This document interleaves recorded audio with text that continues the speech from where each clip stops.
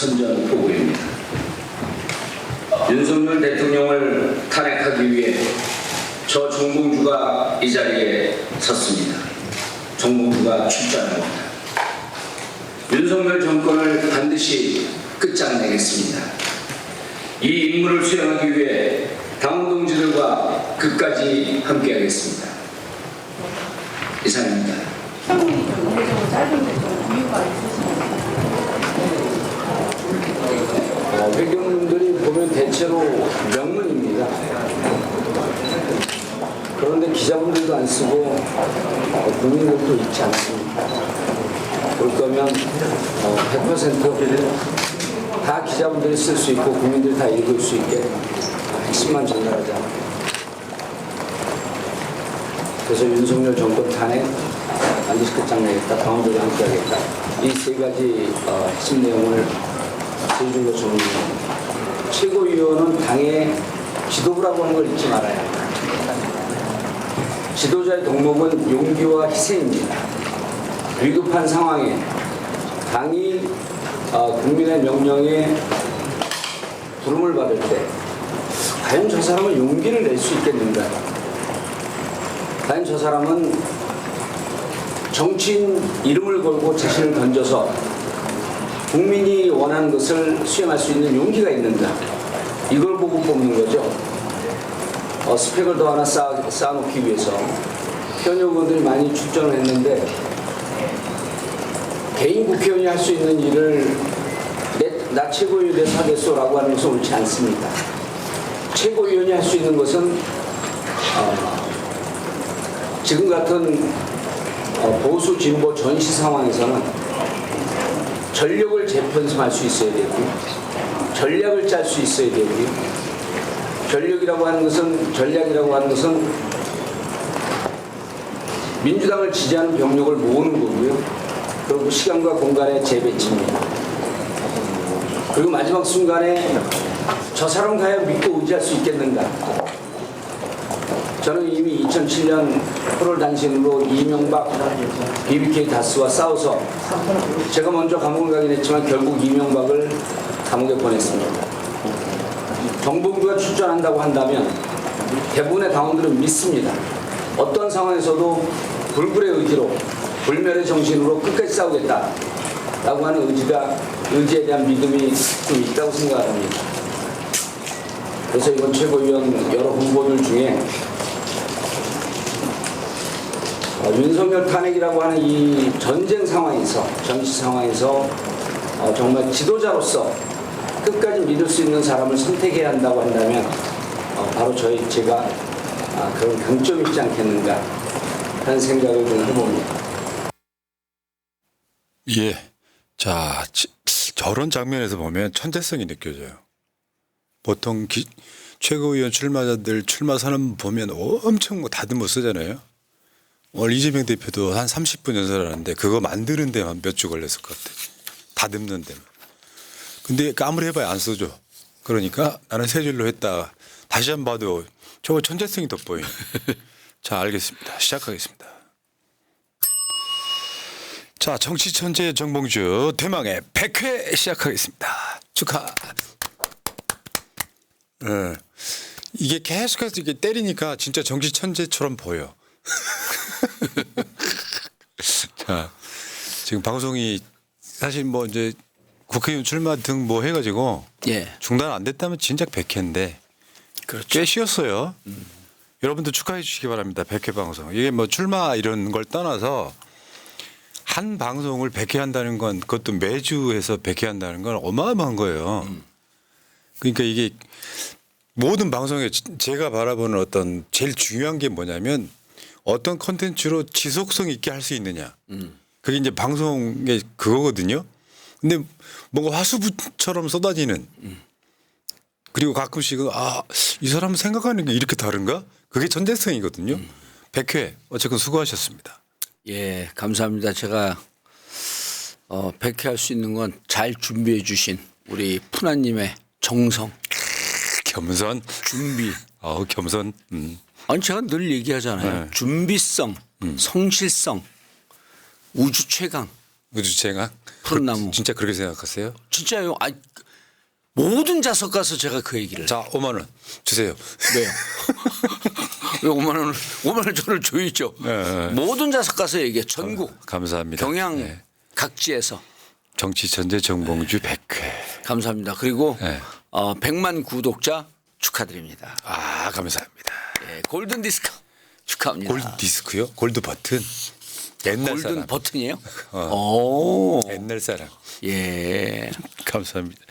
자, 이거 하나만 여쭤보고 들어가도록 하겠습니다. 나 최근에 감동적인 영상을 봤어. 예. 김용민 목사랑 방송하는 거. 왜냐면 그 내막을 내가 좀 알기 때문에 예. 이게 있어요. 새날 입장에서 보면 낙곰수 멤버들에 대해서는 뭔가 그 존경심 같은 게 있어요. 근데 그 멤버들 중에 관계가 별로 안 좋으면 어느 쪽 편도 못 들어. 그 과정에 야 김용민 목사 방송에 나가서 서로 인터뷰하는 거 보니까 뭔가 이렇게 마음속으로 확 올라오는 게 있더라고요. 아 저런 모습이지 뭐 이런 생각. 인천의 한 시청자분이 오늘 연락이 왔어요. 방송 보는 내내 울었다. 나만 그런 게 아니구나. 예. 그래서 제가 이제 시침이 뚝 떼고 무슨 일이 있었나요? 그러니까 얼마나 그 부정적인 얘기가 많이 나왔었냐. 그런데 둘이 아무 일 없었다는 듯이 웃으면서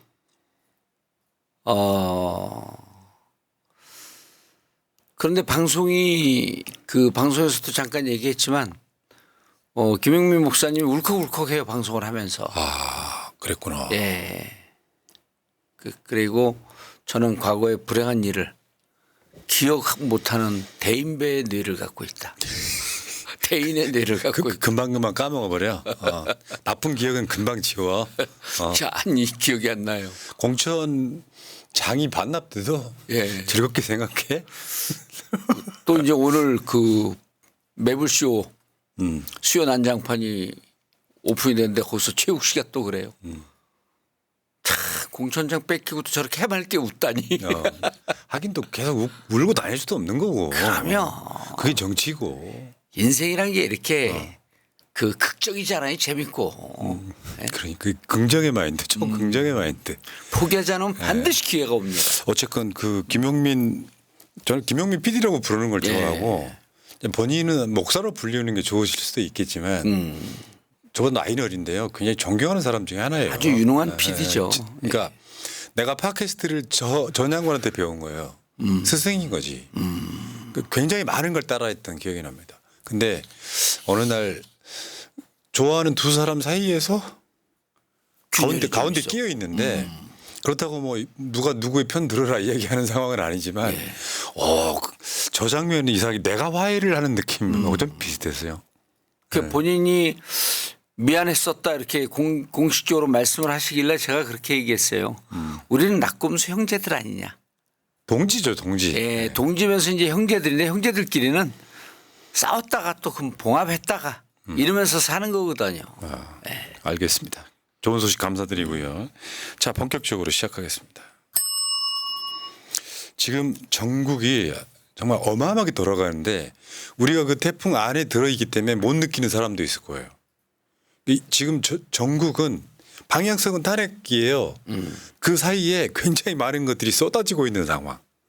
모든 환경이나 조건이 이건 탄핵이네라고 본능적으로 느낄 수밖에 없는 상황. 첫 번째, 거부권 행사한 거. 저는 거부권 행사 저런 식으로 국민 조롱하는 건 처음 봅니다. 자기 자신에 관련된 문제를 즉각 거부권 행사하는 모습. 그것도 뭐가 그렇게 중하다고. 날짜 충분히 많이 남았는데 하와이 가서 전자결제로. 저거는 그냥 제가 느끼는 느낌은 국민하고 싸워보겠다는 뜻이에요. 근데 내가 봤을 때 윤석열이 생각하는 상대는 국민이라는 생각조차 못하고 민주당과 싸워보겠다는 거죠. 근데 이 갭이 저는 윤석열을 결국 파멸에 이르게 할 것이다. 전 그렇게 봅니다. 뇌회로에 혼선이 온 것 같아요, 느낌이. 그러니까 이 패턴 15번째 거부권이라 그러잖아요. 패턴이 있다고 많은 정치 평론가들이 얘기를 하잖아요. 무슨 문제가 되면 아주 중요한 문제가 있으면 해외를 나가요.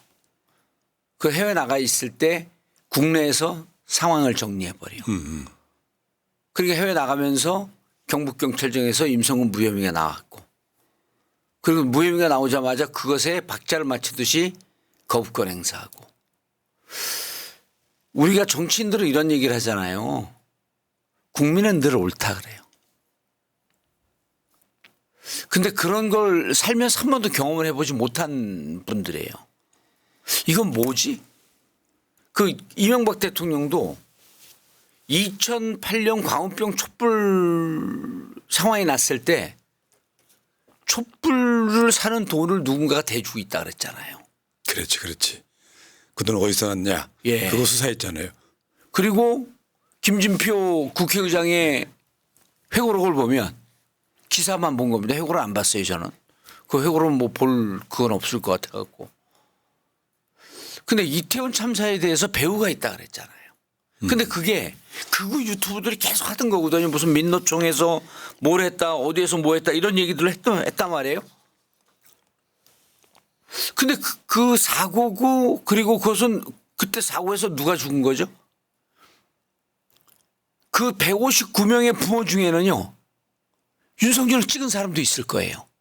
그 청년 중에서도 있을 거예요. 청년 중에서도 있습니다. 죽은 운명을 달리하고 목숨을 잃은 분들이 진보 진영이 아니에요. 그냥 우리 국민이고 백성입니다. 그 백성이 죽은 거예요. 내 자식보다 더 소중한 우리 국민이 죽은 겁니다. 그런 느낌이 전혀 없는 거예요. 왜? 한 번도 국민은 옳다는 생각을 해보지 않았기 때문에, 한 번도 국민은 우리 국가를 구성하는 3대 요소이고 위대한 존재다라고 하는 인식이 없었기 때문에 국민과 전쟁한다는 생각이 없는 거예요. 그냥 보이지 않는 숲속에 마녀와 전쟁을 하고 있는 것 같아. 무슨 마녀? 진보라고 하는 귀신을 설정을 해놓은 거예요. 그리고 이것은 진보 진영이 자기를 죽이고 흔들기 위해서 하는 것이다라고 하는 머리 세팅을 딱 해놓으니까 그 다른 방향으로 회로가 안 움직여요. 그러니까 그렇게 회로가 움직여야 정치인데, 그러면 이 사람은 아직도 검사 머리밖에 없는 거예요. 이거 지금 임성근 무혐의 나왔으니까 요 거부권 행사하는 자기한테 정당성이 있다고 생각하는 그렇죠. 것 같아요. 그럼 무혐의도 뭔가 자기들이 작전을 짜놨을 것이라고 추정이 되잖아요, 우리가. 그러니까 윤석열이 경로했던 방향으로 갔잖아요. 예. 그러니까 특검해야 되는데. 그러니까 저런 식으로 국민들의 요구가 70% 이상 특검해라라고 나와도 사람 보통 그렇거든요. 생각하는 척은 해. 고민하는 척은 해. 아무 생각도 없이 바로 거부권. 이런 측면도 있다고 봐요. 윤석열이 거부권 행사할까 말까 시선이 집중돼서 막 그게 데드라인이 다가올 때까지 이슈를 주느니 그냥 빨리 하자. 예, 빨리 하자. 요 머리밖에 없는 것 같아요. 예. 근데 국민들 머릿속에는 그 기간도 필요 없어요. 이미 최혜병 문제에 대해서는 국민들이 너무나 잘 알고 있고요. 그리고 이제 저는 이런 생각이 들어요. 이게 국민의 이성과 싸우면 국민을 간혹 이길 수도 있을 거예요. 국민의 이성과 싸우면. 이성과 감성을 동시에 갖고 있는 최혜병 문제는 이성으로 무장된 감성이거든요. 그 무척 큰 사건이에요. 그러니까 국민들이 여기에 대해서 5천만 국민들 상당 부분이 동병상련이 있습니다. 동병상련이. 그러니까 심지어 그 추천자만 별도 달리하고 최혜병 특검 받을 수 있다라고 한동훈도 얘기하잖아요. 왜? 김경률이나 이런 사람들한테 들었을 거예요 아마. 이건 무너지는 거다. 뚝이 무너진다고. 그런데 윤석열 대통령 그리고 여기에서요. 우리가 아마 기억날 겁니다. 군 수사관 장교와 경북경찰청 무슨 과장인가 누구하고 통한 내용이 있잖아요. 그러면서 군 중령인가 누군가 그렇게 얘기를 해요. 선배님 우리 해병 선배인 거 알고 있습니다. 이러시면 안 되는 거 아닙니까? 그럴 때 양쪽 다 특히 그 경북경찰청 수사관이 울먹였다는 거 아닙니까? 그분요 특검 되면요 그분 나와야 됩니다. 특검 수사관으로? 아니요. 그럼. 수사를 받든 왜 그랬었느냐. 그렇죠. 증인 정도. 증인 나와야죠. 그리고 경북경찰청 이거 한 분들이요. 이거 무혐의 내면 끝날 것 같잖아요. 문제를 더 크게 만들었어. 이분들 다 나와야 돼요. 그러면은 나는 이거 무혐의 아니라고 주장했다. 그런데 모든 걸 자꾸 계속 무혐의 알아 그랬다. 라고 하는 증언들이 이제 쏟아지기 시작을 해요. 그것도 있고 경북경찰청에 처음에 이첩됐을 때 네. 진짜 정확한 용어로 탈취해 오거든요. 그렇죠. 뺏어오는 거예요. 사실은 그거 전자 시스템으로 먼저 갔기 때문에 갖고 올 수 없는 자료예요. 없는 거죠. 예. 갖고 와서 국방부에 조사를 합니다. 국방부 조사본부에서. 그거 해병대 수사단이 못 믿겠으면 해군으로 갖고 가도 돼요. 다 그런 조직이 있으니까. 국방부로 갖고 와서 4번씩이나. 단계별로 이렇게 비서가 뭐뭐 하다가 마지막에 이종섭이까지 전화해서 임성근을 뺍니다. 근데 임성근을 빼는 과정에 윤석열이 직접 이점수한테 통화한 그 시점과 아기가 딱딱 맞아 떨어지는 거예요. 4번씩이나 임성근을 놓아야 된다라고 올라온 걸 묵살한 거 아니에요? 계속. 그러니까 예. 그 국방부 조사본부가 그렇게 해서 다시 경북경찰청으로 보낸 자료를 지금 총선 끝날 때까지 아무것도 안 하고 있다가 총선 때 그때서야 부랴 몇 사람 부르고 나서는 윤석열 빼주는. 그러니까 요거는 그 모든 과정이 초법적인 위법적인 이 과정들에 놓여 있다. 그런데 지금 이 최혜병 특검 뭐 깊게 들어가면 끝이 없으니까요. 예. 국회로 다시 한번 돌아가 볼게요. 요거 지금 108명으로 버텨야 되는 상황이거든요. 의석을 보면 8석만 더 있으면 저거 통과되는데 예전에 그 21대 때 저게 재의결하려고 할 때 제가 한 편이에요. 저건 꽃놀이표라고. 통과되면 좋고 통과 안 돼도 사실은 국민들 입장에서는 더 큰 걸 요구할 수 있죠. 통과가 안 됐을 때는 안 되겠구나. 이 사람은 자기 자신에 관한 문제를 저렇게 거부권 행사하면 아예 끌어내리자 이런 이야기가 나올 수밖에 없거든요. 저는 이미 그 178석하고 192석 했을 때 탄핵 열차 출발했다고 봐요. 그렇지. 4월 10일 날. 다만 그 탄핵 열차가 출발했는데 탄핵 열차가 좀 천천히 가고 있는 거죠. 그런데 임성근 무혐의 거부권 행사 이게 지금 계속 땔감을 주고 있는 거예요. 탄핵 열차에.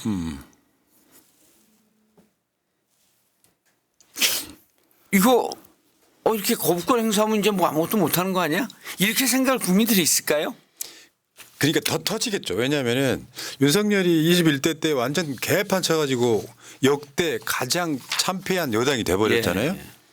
그런데 윤석열이 계속 거부권을 반복하고 지금 역대 최고 기록을 찍었어요. 15번째 했어요. 예. 그럼 국민들 입장에서 더 이상 못 기다리죠. 저는 항상 그런 말씀 드려요. 박근혜 탄핵은 전 국민이 한 게 아니에요. 분노한 민주시민들이 한 겁니다. 민주시민들이 한 거죠. 예. 그리고 이제 우리가 그 스토리를 잘 알고 있지만 그 광화문에 180만 200만 쏟아져 나왔을 때 이제 그거는 이해찬 대표가 공식적으로 이렇게 특강이나 이런 데서 여러 차례 말씀하신 거예요. 그렇게 광화문 광장에 시민들이 쏟아져 나오니 국힘 쪽에서 연락이 왔다.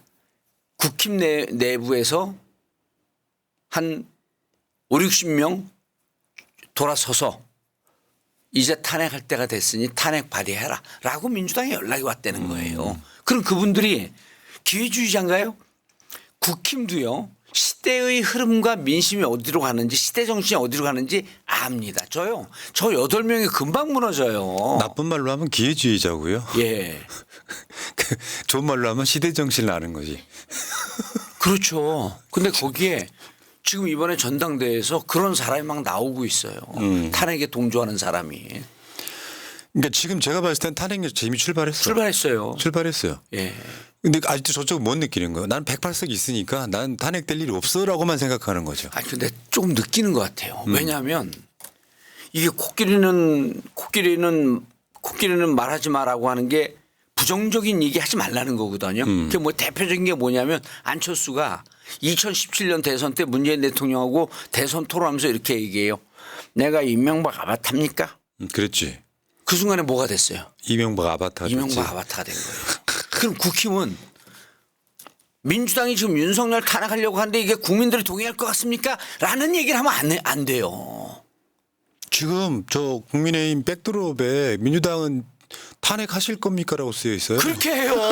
아니, 그러니까 그럼 국민들이 국힘도 탄핵에 뭐 좀 부정은 하지만 뭔가 탄핵이 될 거라고 인식을 하고 있는 것 같네? 네. 라고 인식이라는 게 이게 대표적인 선거 심리의 핵심인 거 아니에요? 부정적인 얘기하지 말라고. 백드롭에 그렇게 써 있어요? 예. 민주당은 탄핵하실 겁니까? 예. 그럼 민주당 해야겠네. 안 하면 안 되는 거네. 그러니까요. 지금 그래서 탄핵 열차가 출발해 있는 상태인데도 예. 출발했다는 걸 몰라. 정시에 출발하고 있어요 지금. 출발했어요. 자. 예. 출발해갖고 서울에서 출발한 게 저기 이제 광주까지 가려면 지금 어디쯤 왔냐면 이제 광명쯤 왔어요. 대전쯤 갔어. 대전쯤 갔어요. 갔어. 대전쯤 갔어요. 대전 발령시 50분. 저 최고 연출하고 있습니다. 예. 자중해 주시기 바랍니다. 자, 그런데 어저께 대박 사건. 그러니까 김건희 도이치모터스 주가 조작 공범인 사람이 이종땡 네. 블랙펄 인베스트먼트 대표가 다 나왔어요. 이종호라고. 이름 다 나왔습니다. 아니 그냥 귀찮아서. 귀찮았어요. 그 사람 얼굴도 모르는데. 네.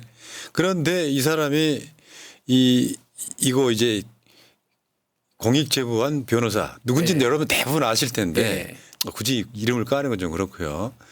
그 상황에서 놀랍게도 그 사람은 김건희와 특수관계잖아요.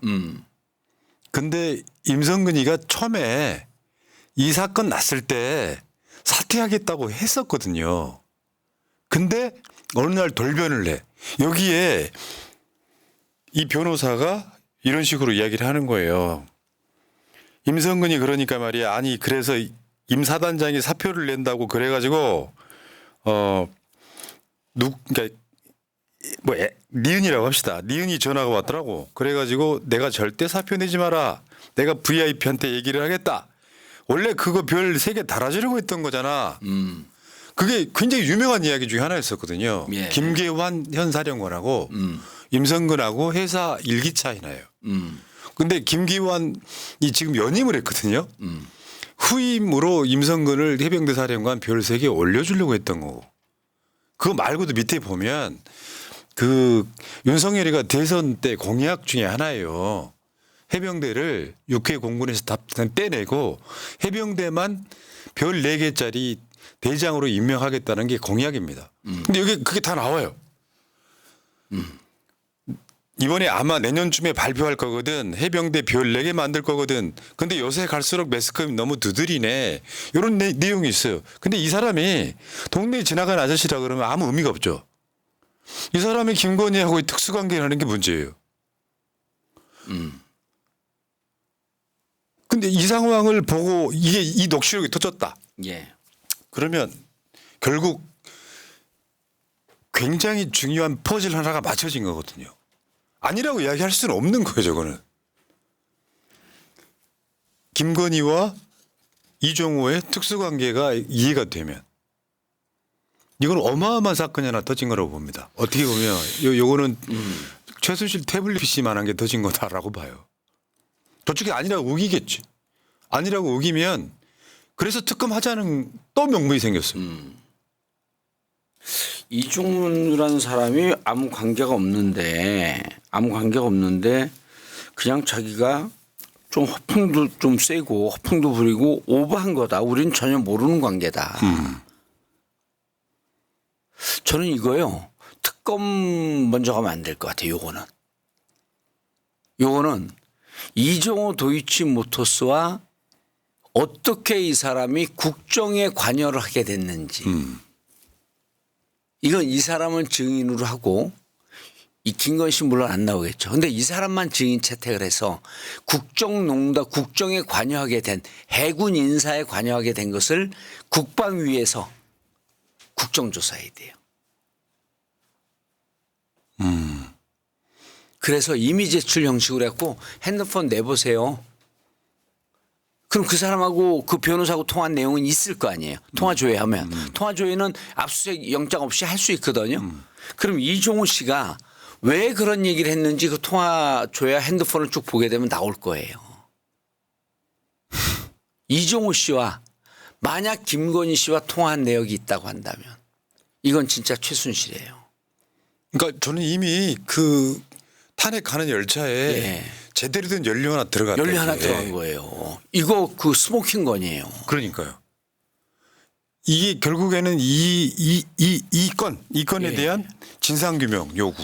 VIP하고도 연관이 되어 있고 이분이 VIP하고도 윤석열하고도 통하지 않았나 싶은 생각이 들어요. 그 통화 내용을 보게 되면 두 분을 자유자재로 거론을 하잖아요. 아 그러니까 이게 이 사람이 맥락 없이 이야기하는 게 아니고 이 사람 국정원장이었었나? 주가 조작범이에요. 김건희 도이치모터 예. 주가 조작범. 그러니까 비밀 무슨 공작원은 국정원 일을 하고 있는 사람인가? 그러니까 그 전에도 우리가 이야기했던 게 이종호가 처음에 입법청문회 때 등장을 하니까 예. 달리 보면 20억 넘는 돈을 김건희 가족에게 안겨준 사람이잖아요. 그렇죠. 23억인가 어쨌든 됐으니까. 그러면 이종호는 김건희한테 뭔가 받을 게 있는 거잖아요. 이런 거라고 봐야 되는 거지. 그럼 김건희가 이걸 안 들어줄 수가 없는 상황. 그래서 윤석열이 일개 사단장 구하려고 경로하고 난리를 친 게 아니냐라고 자연스럽게 연결이 되니까 예. 포즈를 딱 하나 맞아 떨어졌잖아요. 더 이상 어떻게 설명을 해? 그리고 김건희 씨 이렇게 특징을 보면요. 이제 그 최강욱 김 박사라고 얘기하던데 박사학위 있다고. 김 박사의 특징을 보면 그때 서울의 소리 기자가 이름이 누구였었죠? 이명수 기자? 예, 이명수 기자. 하고 통화를 하는데 이명수 기자가 별로 이렇게 친분이 있지 않는데 막 무척 친근감 있게 얘기를 하잖아요. 그리고 이명수 기자가 실제로 코바나 컨텐츠 가갖고 특강도 했다는 거 아닙니까? 김건희 씨의 특징이 그다음에 지난번에 그 이재용 목사님도 저제요. 최재형 목사님도 카톡 보니까 바로 만났다는 거 아니에요. 특징이 공적 지위에 있는 사람 있지 않은 사람들과 국정을 논의하는 특징이 있는 것 같아요. 잘 분석하시네. 캐릭터가 그런 캐릭터가 그러하니 그런 캐릭터예요. 자기한테 몇십억 안겨준 주가 조작 범하고도 계속 연락이. 국정을 논의했을 거예요. 더 열받는 건 그거예요. 김건희 취임식이죠. 예. 김건희 취임식에 왜 그 권오수 아들 부르잖아요. 그러니까. 관계가 계속 연결되고 있는 거야. 그래서 이 사람이 이거는요. 김건희 씨가 지금 완전 VIP 역으로 해갖고 국정을 쥐락펴라 하는 것도 이것도 국정농단이 될 수 있어요. 왜 그 실질적으로 개입하고 있는데 근데 그거는 부분을 일심동체라고 해갖고 조금 애매모호한데 그럼 김건희를 쥐고 흔드는 사람이 그 중에 하나가 이종호라고 하는 거예요. 어떻게 군 인사에 개입을 합니까? 그러니까 이게 이런 거요. 이정우의 허언증 정도로 몰아갈 가능성이 높아요. 그러니까 핸드폰 내놓으니까요. 가능성이 높은데 핸드폰 내놓으세요. 지금부터는 정말 볼만한 이벤트가 벌어지고 있는 상황입니다. 아니 이종호 씨 허언증이라고 하는 거 본인이 난 아무런 연락도 한 적이 없고 내가 허언증으로 혼자 그냥 내가 한번 해본 얘기다. 그럼 그 본인 핸드폰 내놓으면 돼요. 본인 핸드폰 내서 나는 김건희 그리고 핸드폰 내놓으면 그 내용이 있을 뿐만 아니라 통신 기록 조회에 내놓으면 돼요. 아니 근데 이게 재밌는 게 이런 건이 터지면 네. 보통 어떤 식으로 물타기를 하냐면 이 사람은 뭐 사기 전과가 있다든지 그 사람 말을 어떻게 믿냐인데 예. 여기는 좀 불가능한 게 공범으로 주가 조작을 한 사람이야. 예. 이거 굉장히 묘한 상황이 됐어요. 그러니까 이 공범이 이 사람이 지금 직접적인 관여하고 그 선도 안 끊고 있다는 거거든요. 그러니까 도이치모터스 주가 조작에 김건희 관여하지 않았다라고 하는 게 여기서 이제 검증이 되는 거야. 지금도 주가 조작범하고 연락하고 있었네. 야. 그리고 실질적으로 이종호라는 사람은 국정에 개입하고 있었네. 대통령이 할 일을 지가 하고 있어. 이게 뭐지? 그러니까 여기서 VIP가 규명 대상 중에 하나예요. 그게 윤석열인지 아니면 김건희와 윤석열을 통으로 보는 거예요. 어떤 관계인지. 예. 아니 밖에서는 김건희 친한 분들이 김건희 씨를 VIP라고 부를지 어떻게 알아요? 우리는 모르지만. 아니 VIP도 원투가 있으니까요. 네. 그분이 원이겠죠? 그렇죠. 와, 야, 이렇게 망하는구나. 아니 그래서 어. 국방위원회는 군 인사에 개입한 이종호 씨를 부르면 돼요. 이거 특검 가기 전에. 아, 그러니까 그거는 저 민주당이나 저 뭐 국회에서 알아서 할 일이라고 보고 우리는 군불만 지펴주면 돼. 아니죠. 이제 제가 그 혹시 지도부에 가게 되면 이거 국정조사 해야 된다. 훅 들어오시네. 최고위원 가시면 할래요? 해야죠. 당연히. 아니 이거 특검은 지금 거부권을 행사했으니까 당장 이 사람 수사를 하면 안 할 거 아니에요. 그리고 이 사람은 무슨 불법 행위가 현재는 없어. 네. 주가 조작은 이미 형을 받았어. 그럼 이종호 씨가 아니 당신이 어떻게 군 인사에 개입을 하죠? 허언증 환자예요? 좋습니다. 핸드폰 내놔보세요. 국회에다 이미 제출하고 통화기록 제출해보세요. 우리는 당신이 대한민국 군 인사에 개입한 게 수사합니다. 그러니까 이게 윤석열식 수사라고 하는 게 아니 윤석열이 아니라도 보통 경찰이나 검찰은 이런 거 수사하거든요. 단서 하나를 이런 거 하나를 갖고 압수수색하고 통화 조회하고 포렌식하고 그러면 나와요. 그런데 기승전결에 전개해서 너무나 생뚱맞으면 아까 말씀드린 동네 아저씨가 야, 나 VIP한테 이거 말해줄게 했다면 그냥 허언인 거죠. 근데 이 사람은 김건희와 특수관계인 상황에 저런 말들을 오고 갈 수 있었다는 거. 그런데 이 사람이 그렇게 VIP한테 내가 이야기할게 했던 게 실제로 이루어졌기 때문에 임성근 구명운동이 대통령실이 전사적으로 나서서 국방부를 흔들고 경찰을 흔들고 다 흔들어서 결국에는 박정훈 대령을 항명수계로 몰아간 그 힘이 그 전달 과정이 뭐냐. 여기 이제 진짜 핵심이 된 거예요. 근데 여기에 윤석열이 나와도 김건희가 나와도 전 탄핵 대표적인 사안이라고 봅니다. 이게요, 우리가 이제 그 정치 용어 중에 그 푸나님도 잘 아시겠지만은 농담으로 그 어느 구름에 비 내릴지 모른다는 표현을 해요. 열심히 하다 보면 기회가 온다라고 하는 얘기죠. 그렇죠. 그런데 이게요, 또 수사관들은요, 쭉 수사를 하다 보면 어디에서 결정적인 단서가 나올지 아무도 몰라요. 이거 최상병 문제를 무혐의 했고 거부권 행사까지 해갖고 어찌 보면 꽉 막혀갖고 이걸 어디서부터 다시 풀지? 좀 답답한 상황인데 느닷없이 엄한 데서 딱 결정적 증거가 나오는 경우가 있어요. 이게 그게 이제 그런데 보니까 결정적이야. 그럴 때 이제 스모킹건이라고 하고 그러니까 지나가다가 수사관이 이렇게 하다가 그 집에 그 없었던 게 왜 떨어졌지? 그리고 툭 떨어진 걸 봤는데 내가 알던 누구가 이걸 갖고 다닌 것 같았는데 이러면서 수사가 급물살을 타는 거예요. 이종호라고 하는 사람 여기는 지금 최상병 문제로 우리가 인발부대에 있었고 여기에 관심을 갖고 있었는데 느닷없이 승진 진급 문제를 이전에 듣고 있었던 얘기를 이 사람이 하는 거예요. 참. 그럼 이 사람은 군 내부 사정을 정통하게 알고 있다는 거야. 이 사람이요. 시민사회단체는요. 이 사람 지금 언론 고발하세요. 아니 간첩 같아. 아니, 내가 보기엔 보호를 해야지. 아니 간첩 같아요. 우리나라 군을 흔들기 위해서 그렇게 갖고 간첩 같아. 그렇습니까? 예, 이종호 씨. 그 간첩은 안 잡으면 국가범법상으로 이게 무슨 그 동조 뭐 이런 게 있잖아요. 그러니까 경찰한테 이 사람 간첩 같다. 어떻게 군 내부 사정을 이렇게 잘하냐. 아니 너무 나가지 마요. 그래요? 나 간첩 같은데. 나는 보호하는 게 먼저라고. 예. 아니 근데 이 사람 이상하다. 어. 그렇잖아요. 군 인사상을 어떻게 이렇게 잘 알지? 군 내부가 뭐 정보가 아니, 실제로 셌어요. 그렇게 됐으니까 문제인 거고. 군 내부가 정보가 셌어. 내가 아까 저 이야기 드렸지만 윤석열이가 해병대를 별 4개짜리로 육해 공군에서 따로 독립시킨다는 이야기까지 공약으로 있었다니까요. 맞아요. 그게 그대로 이루어지는 상황이잖아요. 군사기밀까지 어디서 누출되었을까? 상록수님이 군사기밀이 누출이 됐어. 참 어처구니 없네. 야, 그런데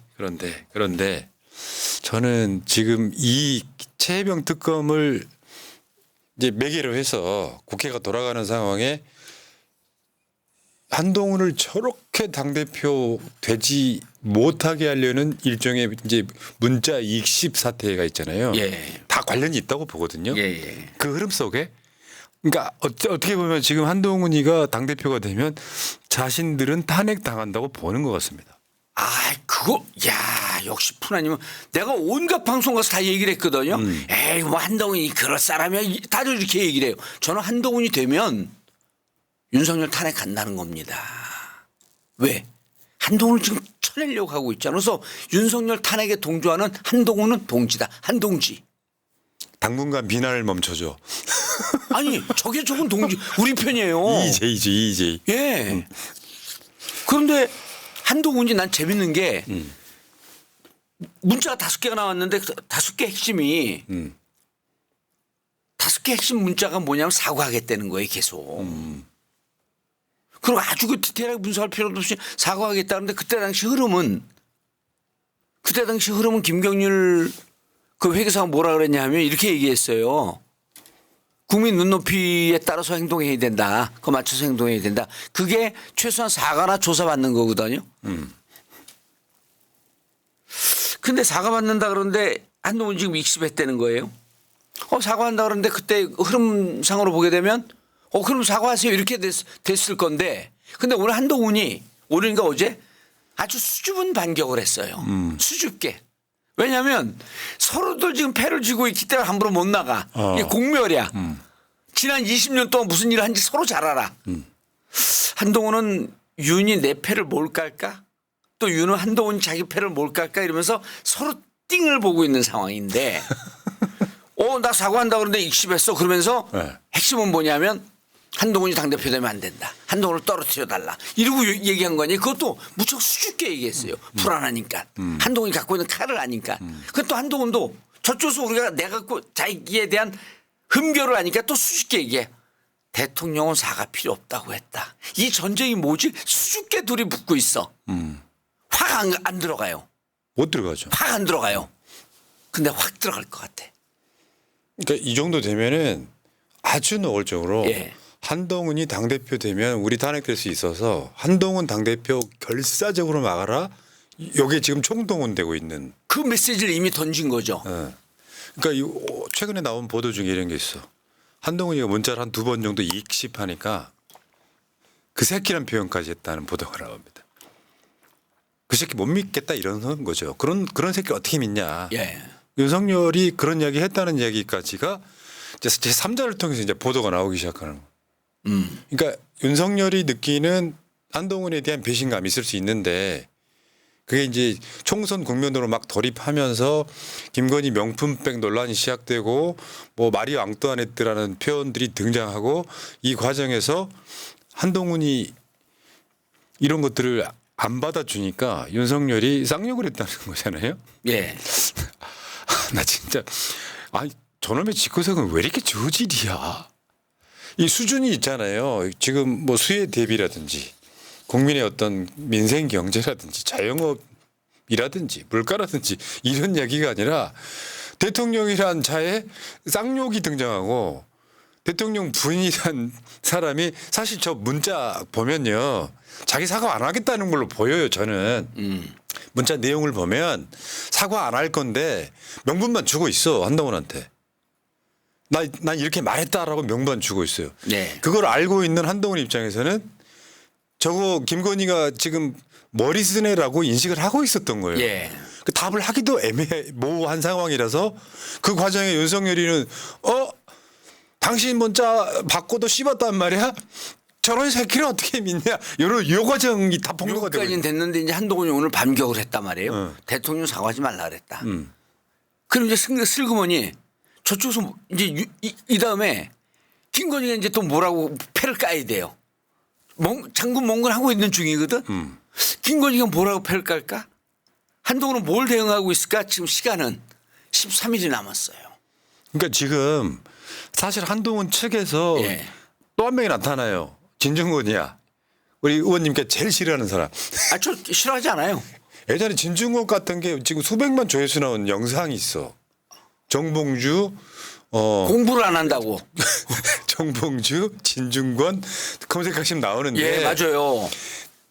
자기가 김건희랑 통화했다는 이야기를 또 까요. 그때는 그렇게 말하더니 왜 달라졌냐라고 한동훈 편을 듭니다. 그러니까 이것도 이제 준비된 선수들인 거지. 좀 있으면 김경률 나와요. 김경률도 지금 출전 준비하고 있어. 근데 김경률이 나오는 게 그 한동훈의 스타일이요. 잘 보시면 한동훈은 쿠션을 때립니다. 당구를 잘 치는지 모르겠는데 쿠션을 때리는 스타일이에요. 한동훈이 언제 방 떴냐면 삼바수 그 삼성바이오 수하면서 떴거든요. 그랬지. 삼성바이오를 그냥 시작한 게 아니에요. 참여연대에서 먼저 삼성바이오를 공격합니다.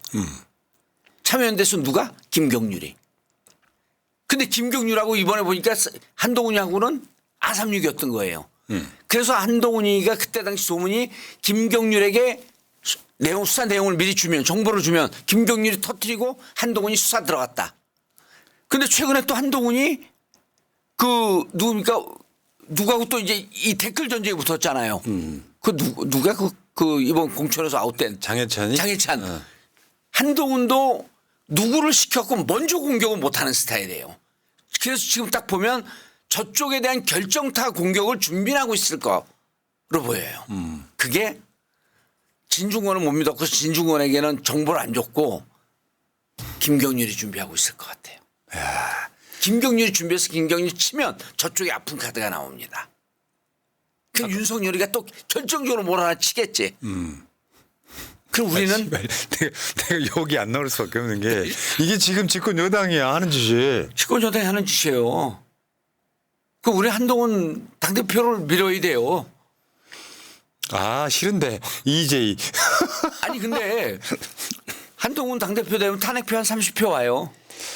그렇겠죠. 그러니까 결사적으로 지금 막으려고 하는. 예. 야, 난 이런 정당 처음 보는 것 같아. 이런 논란을 우리가 정치권에서 본 적이 있어요? 대통령 부인과 여당 비대위원장 간의 문자 호감한 내용을 보면 둘 다 사악한데 예. 근데 제가 평을 하자면 김건희가 훨씬 사악합니다. 이 문자에서는. 결국에는 지금 국민의힘 전당대회 당무 개입하고 있는 거잖아요. 예. 일개 아무런 권한도 없는 당무 대통령 개입하고 부인이. 있어요. 그러면 당무 개입하고 있어요. 저것도 전 탄핵한 사유 될 거라고 봐요. 정답. 탄핵한 사유예요. 오만 가지예요. 그래서 저는 이제 우리 시청자분들에게 이런 얘기를 합니다. 탄핵은 사유가 없는 것이 아니라 탄핵은 망각이다. 너무 사유가 많아서. 맞아요. 좀 날리면 바이든도 그 사유거든요. 이태원 있잖아요 우리가. 엮으면 윤석열 씨 수사로 엮으면 그건 징역감이야. 예. 아니 다 잊어먹고 있어요. 근데 그게 더 큰 사건을 덮고 있어서 그러는데 탄핵의 사안은 차고도 넘친다. 어떻게 보면 가장 추악한 게 까인 것이 댓글팀이라고 봅니다. 댓글팀이에요. 예. 추악한 게 까인 거지. 예. 그러니까 김건희라고 하는 희대의 캐릭터가 이번에도 보니까 그 시청역에 교통사고 나신 분들 설정샷 찍어서 마치 목격 담인 것처럼 언론 플레이를 하잖아요. 그러니까 한동훈이나 그 김건희나 다 자기들 보호를 위해서 댓글팀이 있었던 거거든요. 여기저기서 나오는 증언에 의하면. 그러니까 저 댓글팀까지 가였어. 이거 굉장히 추악한 민낯이거든요. 그러면 이제 다 공개가 되는 거예요. 자기가. 저게 여론 조작이에요. 불법성도 있어요. 심지어 이거 했다가 물론 뭐 공무원은 아니지만 원세훈 같은 사람들은 공무원은 이걸로 징역 살았잖아요. 그리고요. 이 스토리를 잠깐만 이제 보면은 이때 이명박이 댓글팀을 운영을 해요. 댓글팀을 운영을 하는데 그 댓글팀을 운영하는 국정원에서 운영을 했잖아요. 국정원장 원세훈. 그래서 대통령이 박근혜가 대통령이 된 다음에 이걸 수사 들어갑니다. 누가 수사 들어가요? 윤석열이 수사가 들어가요. 맞다. 그래서 그때 당시 법무부 장관이 윤석열한테 검찰총장을 통해서 이렇게 얘기를 해요. 원세훈을 국정원법으로는 기소를 하되 선거법으로 기소하지 마라. 더 크니까. 더 크니까. 아 이게 지금 여기까지 왔구나 생각해보니. 그런데 그때 뭐라 그러냐면 윤석열 수사팀에서 이런 얘기를 했다고 언론 보도가 나와요. 선거법으로 따지면 3.15 부정선거보다 더 심각하다. 그게 본인이 댓글을 직접 수사한 사람이에요. 그 수사하다가 정 맞았고 좌천됐다니까 윤석열이. 그 과정에서 윤석열이가 저는 사람에게 충성하지 않습니다를 외쳤던 바로 그 사건. 그 댓글을 갖고 감옥을 보내야 된다라고 주장을 했는데 그럼 윤석열 식으로 한다면 한동훈 김건희 다 감옥 보내야 돼요. 정답. 한동훈이 이랬다는 거예요. 법무부 장관 때부터 이게 이제 이 정권 출범하고 나서 한동훈이를 법무부 장관 딱 임명하니까 난리가 났잖아요. 우리 진영에서는. 예. 그러니까 쉽게 표현하면 이제 검사장밖에 안 되는 애를 법무부 장관 올리는 거잖아요. 그렇죠. 그 상황이 됐는데 그때부터 이미 개인이 운영하는 댓글팀이 있었다는 이야기가 장해찬 등으로부터 나오기 시작합니다. 그러니까 이게 직접 못 치니까 주변으로 계속 때리기 시작하는 거예요. 야 이거 뭐 이런 거죠. 보통 이제 우리가 그런 얘기를 많이 하잖아요. 맞으면서 배운다고. 그리고 이제 아픈 얘기지만 폭력 가정에서 자란 사람들이 폭력화될 가능성 위험성이 높다고 보잖아요. 예. 윤석열이 그때 댓글 수사를 했는데 모든 윤석열의 수사에는 한동훈이 항상 쫓아다닙니다. 근데 수사를 하다 보니까 댓글 수사를 하다 보니까 이미지 조작하는 데는 댓글이 최고나 이렇게 이런 거예요. 그러니까 본인도 이거 최고니까. 왜냐면 이미 법무부 장관 갔을 때 봉황의 꿈을 꾸기 시작한 거거든. 그리고 아마 법무부 장관이 그냥 고속 승진을 시켰을 때 윤석열 대통령이 그 얘기를 했을 거예요. 야 다음은 너야. 그렇지. 다음은 너야. 그래놓고 비대위원장 시키니까 이제 뽕 맞았고 셀카 찍다가 마식한 건데 형님 찬스로 예. 벼락 출세한 거지. 벼락 출세한 거죠. 그러면서 그때 내가 대통령이 되려고 보니까 박근혜 대통령 될 때 국정원 댓글 조작이 그렇게 위력적이었더라. 사실 문재인 대통령이 2017년에 이길 수 있었던 건데 여론 조작을 통해서 박근혜가 이겼다라는 본인들의 판단이 있었던 거 아니에요. 그러니까 수사를 한 거예요. 거꾸로 생각을 해보니까 저걸 배워야 되겠다. 그래서 댓글팀을 운영을 한 거로 보이는 거예요. 이게 굉장히 중요한 탄핵에서 중요한 지점이 돼버릴 수밖에 없는 게 실제로 좀 생각이 있는 법요권 사람들은 저거 멈춰야 된다고 얘기를 합니다. 근데 막상 당사자가 되면 안 멈춰져요. 왜? 안 멈춰지죠. 헤게모니나 명분을 내가 쥐어야 되거든요. 그러니까 사과하려고 했는데 사실 그런 내용도 아니지만 사과하려고 했는데 한동훈이 무시해서 우리가 총선 졌다 이 프레임이에요. 예. 근데 한동훈 입장에서는 그건 사과하려고 하는 문자가 아니라 사실은 사과 안 하겠다는 의미의 문자에 가깝다. 그리고 그 대통령은 사과할 필요가 없다고 했다. 그리고 만약에 이게 앞뒤가 안 맞는 게요. 김경률이 그때 결국 사과하고 뭐 수사까지 받으라는 건 아니지만 그 김건희 씨가 국민의 눈높이에 맞춰야 된다라고 하는 건 사과하고 그때 우리가 총선 때 다시 기억을 해보면 야 이거 만약에 눈물을 흘리면서 대선 후보 때처럼 나와서 또 김건희 사과하면 어떻게 대응해야 되지? 그게 왜 그러냐면 그런 얘기가 돌았어요. 김건희 사과한다는 얘기를. 근데 결국은 사과를 안 할 뿐이었던 거거든. 근데 지금 와갖고 사과를 네가 막아서 우리가 총선 망쳤어 이러는 거예요. 그러니까 여기는 무조건 저는 한동훈 편이에요. 이 내용에 대해서는 한동훈이 말이 맞아요. 김건희는 명분만 쌓으려고 했어. 그래놓고 지금 저 국민의힘 전당대회 가면은 그런 거지.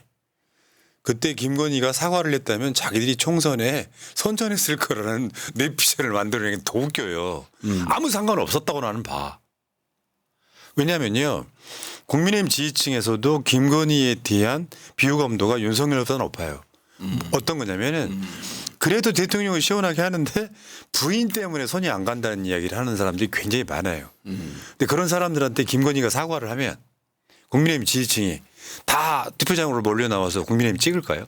저는 그렇게 생각하지 않습니다. 예.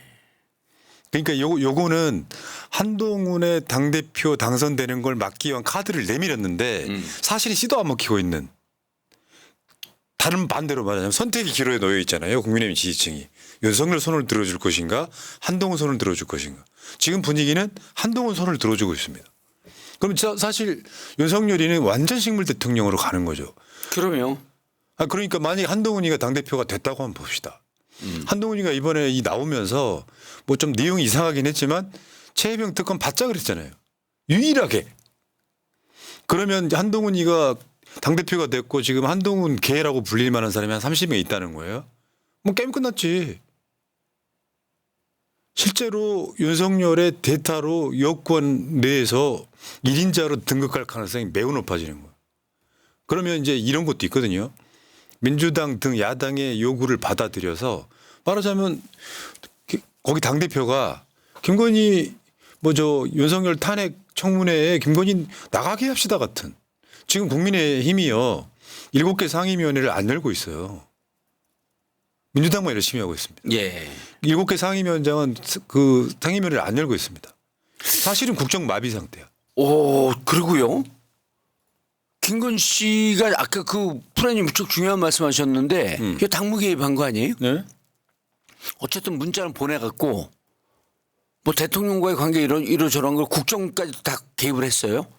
그럼 김건희 씨를 이게 진짜 당무 개입을 한 건지 어쩐지 당장 이 사람들이 그 뭐 특검 김건희 특검도 안 받고 그러니까 김건희 씨를 어떻게든 그 좀 조사하기 위해서는 한동훈 당대표 돼서 김건희 씨를 국회에 증인으로 부르면 안 될까요? 문제는 나오는데 안 나와도 안 나오면 한동훈이 안 하고 김건희 씨하고 문자 주고받은 겁니다. 그러고 당대표는 공개를 하겠죠. 한동훈 당대표 꼭 가야 되네. 그러니까 그런 거라니까요. 이게 한동훈파 김건희파가 싸워요 온라인에서도. 예. 아 그래요 지금도? 심하게 싸워요. 저는 국회 왔다 갔다 하니까 국민의힘 당사 앞에서 한동훈파 반한동훈파가 싸우더라고. 그러니까 정치인들이나 예. 김건희 같은 대통령 부인 개인에 관한 문제가 아니라 지지층들이 그들 따라서 움직이고 있는 상황이 되는 거예요. 그러니까 사실상 이미 국민의힘 지지층은 두 개로 갈라진 거죠. 그러니까 정상적으로 보면 국민의힘 지지층들이 윤석열이를 버렸다라고 하는 게 중론입니다. 심리적으로는. 그러니까 한동훈이 윤석열의 대타 정도로 인식되고 있는 것 같아요. 예. 이런 상황 되면 사실은 3년 못 버티죠. 3년 못 버텨요. 그러니까 한동훈이 당대표 되는 걸 결사적으로 막아야 되는 이 상태에서 지금 빵 터진 거예요. 그렇죠. 결사적으로 막는 게 본인들한테 본인들의 살 길이다 그랬잖아요. 그럼 우린 본인들이 죽을 길로 가기 위해선 결사적으로 한동훈 당대표로 가야 되네. 그러니까. 자, 이상한 동지가 만들어졌네. 자 여기까지 하시고요. 일단은 이 이야기는. 오늘도 나님 아까 톡으로도 말씀드렸는데 봉도사님은 이미 제 한 표 가져가셨습니다. 꼭 최고위원 되십시오. 되십시다. 되십니다. 이정님 100회 축하해요. 정봉주 후보님 꼭 최고위원 되세요. 파이팅요 하셨고요. 사랑맘님 의원님을 최고위원으로 기꺼이 저희 한 표 감사히 드립니다. 멧돼지는 즉각 탄핵 심판. 윙크님 국방위가 국진당 성일정 위원장인데 국조를 어떻게 합니까? 열지도 않을 텐데 이렇게. 자 댓글이 있었고요. 자 이재명 대표가 오늘 연임 대표 출마 선언을 했습니다. 헤드라인 저거예요. 한 30분 동안 준비한 연설을 읽었는데 문제는 일단 언론의 평은 대선 출정식을 방불케 했다. 굉장히 많은 사람들이 당원전에 모여갖고. 근데 헤드라인은 이거예요. 먹고 사니즘이 유일한 이데올로기다. 실용주의자가 되는 거죠. 그러니까 지금은 투쟁의 장이라기보다는 국민들을 잘 먹고 잘 살게 해주는 게 제일 중요하다라고 이야기를 하는 겁니다. 어떻게 보셨습니까? 이재명 대표의 가장 큰 장점이 실용주의예요. 그리고 지금 이 대한민국에서 지금 필요한 거거든요. 물론 저 보수도 아닌 보수 쪽에서 이제 수구들이 보수를 참칭하고 저렇게 난리를 피는 것 때문에 국가가 이렇게 어지러워졌는데 지금 먹고 살기가 무척 힘들거든요. 그러니까 지금 먹고 사는 문제 경제에 올인해야 된다라고 하는 게 무척 소구력이 있죠. 이게 사실 정치 투쟁의 목적은요. 끝에 가면 먹고 사는 짐이에요. 결국 경제예요. 평화도 경제, 정치 투쟁도 경제입니다. 그래서 제가 이제 비하인드를 들어보면 윤석열에 대한 비판 메시지보다 국민들한테 와 우리가 민주당 지지하고 이재명 찍으면 그래도 지금보다는 훨씬 잘 먹고 잘 살겠네라는 그쪽으로 방향성을 잡은 거죠. 그러니까 성장 이야기도 나옵니다. 그럼요. 지금 내가 봤을 때는 경제 살릴 수 있는 정치 지도자는 지금은 이재명 대표밖에 없는 거예요. 그러니까 오늘 보면서 한 단계 또 업그레이드가 됐구나. 그 전까지도 괜찮았어요. 그러니까 한 단계가 더 업그레이드 됐구나. 그러니까 이게 윤석열이 죽을 쓰고 약간 모자란 행보를 계속하고 있는데 계속 업그레이드가 되고 있는 대조적인 모습을 오늘도 한번 봤습니다. 먹사니즘이란 표현이 참 좋네요. 오늘 나온 이야기 중에 있죠. 앞으로 기본 사회는 피할 수 없다. 당연한 거거든요. 그럼요. 국가가 책임지지 않으면 기본적인 것 아주 기본적인 것 책임지지 않으면 인구는 계속 줄 수밖에 없고 그다음에 AI 신기술 기반으로 2035년에는 주 4일제 하겠다. 그러니까 앞으로 한 10년 정도 남았죠. 예. 그리고 지역당 부활 등 당원 중심으로 대선 승리하겠다. 이거거든요. 그러니까 뭐 사실은 특별할 만하다고 볼 수 있는 내용은 없는데 정치인은 저런 메시지를 수시로 내야 되는 거예요.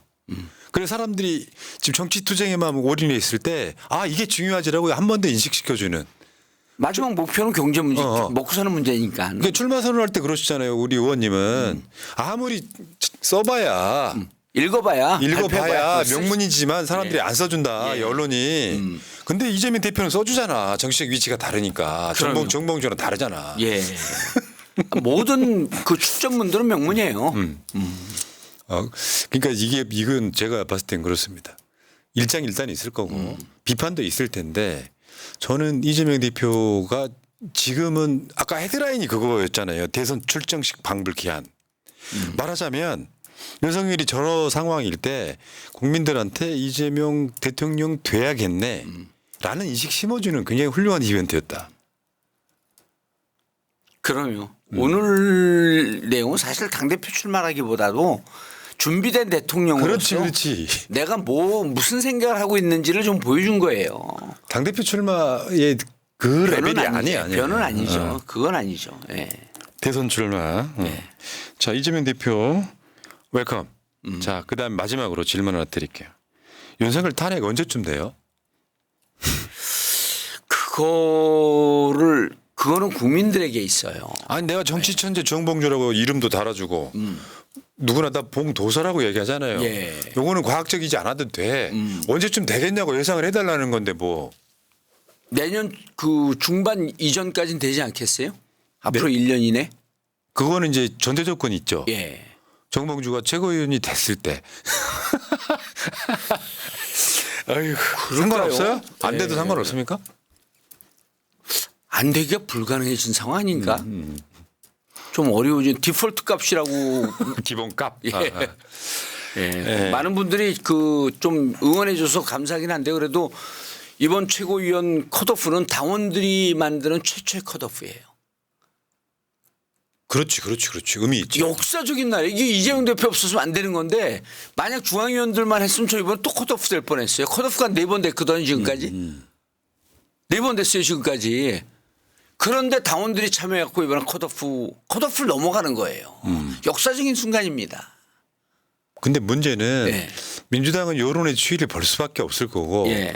그 여론의 추이에 따라서 국민의힘의 국회의원들도 투항을 해야 된단 말이에요. 예. 몇 사람은. 예. 그러니까 사람들 입장에서는 사실 이게 지금 이거 아까 녹취만 해도 예. 얼마든지 스모킹건이 될 수 있는 상황인데 문제는 그거 있죠. 윤석열 탄핵 찬성 여론이 계속 높아지고 있다.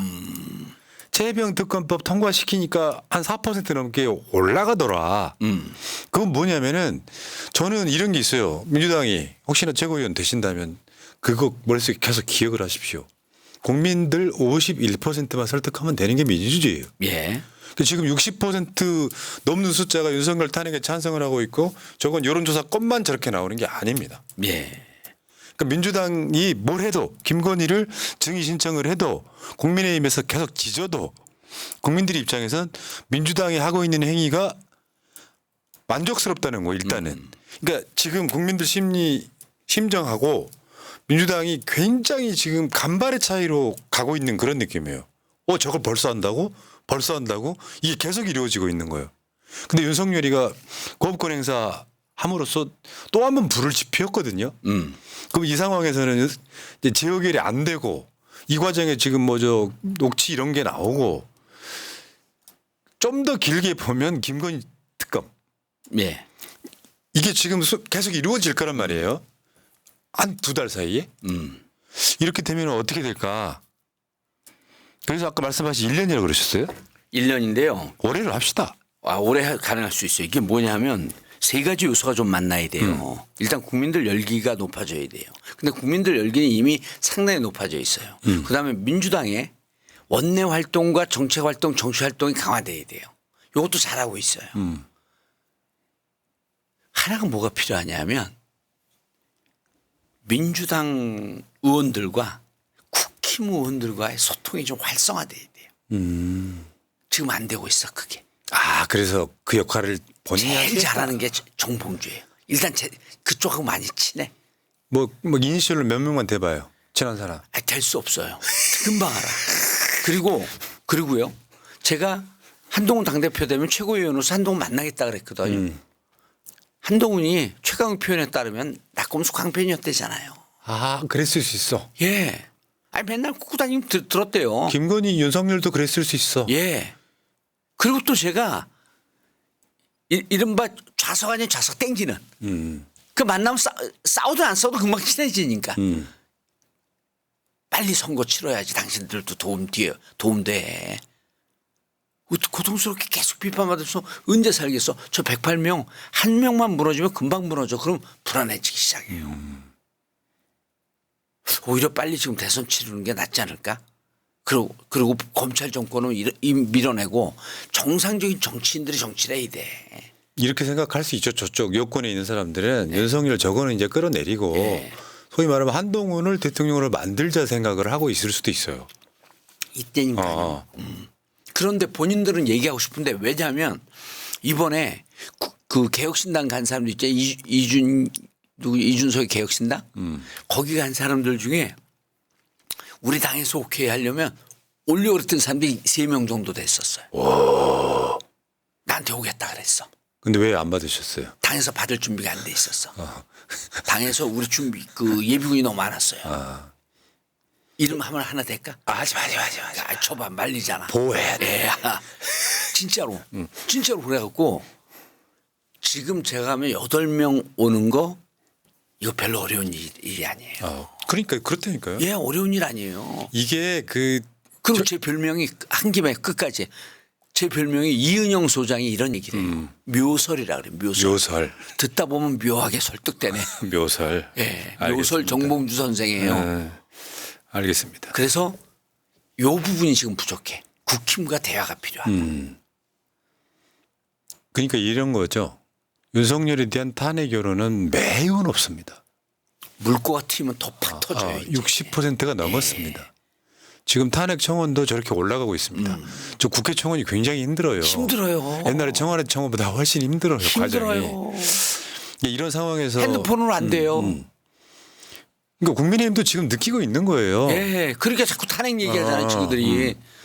그런 식으로 지금 가고 있는 상황인 거예요. 그러니까 우리는 지금 태풍의 눈 안에 들어와 있는 겁니다. 설마 될까? 2번이나 이게 가능할까? 하는 분들 마음속에 그런 걸 가지세요. 박근혜보다 더한 놈인데 탄핵 안 시키면 역사의 명분이 없는 거잖아요. 이건 좀 너무 심하잖아.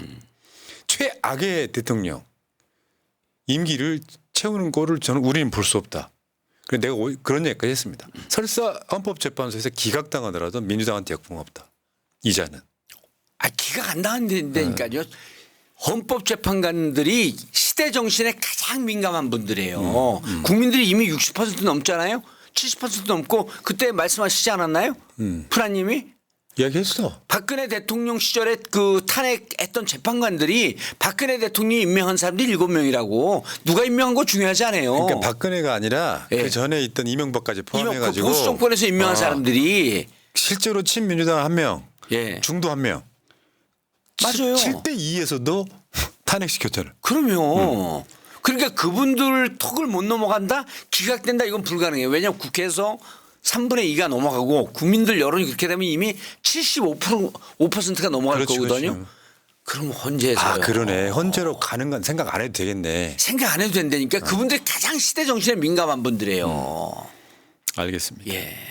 자, 금나님, 정봉주님 화이팅. 오늘 이재명 대표님 연임 출마 기자회견 참 말씀 구구절절 예. 정책에 대해 바른 말씀만 하시더군요. 준비된 대통령이었습니다. 연임하시는 게 맞습니다. 새날 화이팅 사랑합니다. 하트 3개 주셨고요. 예. 감사하고요. 자, 1418 TPWHD님 봉주영 최고위원 이렇게 말씀하셨습니다. 마지막으로 자, 오늘 이번 주 일요일 날이죠.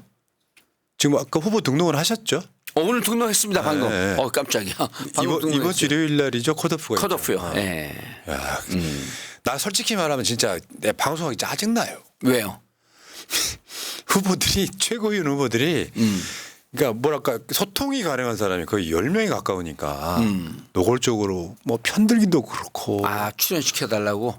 뭐 그런 분들은 이제 하나씩 출연시키고는 있는데 아 어떻게 이번 출마자들이 이렇게 쟁쟁해? 좀 출연시키고 막 이러기가 좀 곤란하죠. 그러니까 저만 출연시키세요. 아, 원래는 이제 이거는 최고위원 출마랑 출마 누가 상관없이 하는 거예요? 정치 천재 정봉주 100회 방송이었을 다음 주부터 뿐이었어요. 목요일이죠 이제 또. 네, 예. 다음 주 목요일 날은 예. 101회 방송하겠습니다. 예. 자, 시청자 여러분들께 내가 원래 이런 기회 잘 안 드리는데 예. 자, 다음 주 넘어갔을 때 그 12일 금토일 당원분들은 컷오프 통과 여부를 당원들이 투표를 합니다. 그전에는 민주당 역사 수십 년 역사 동안 중앙위원이 컷오프했어요.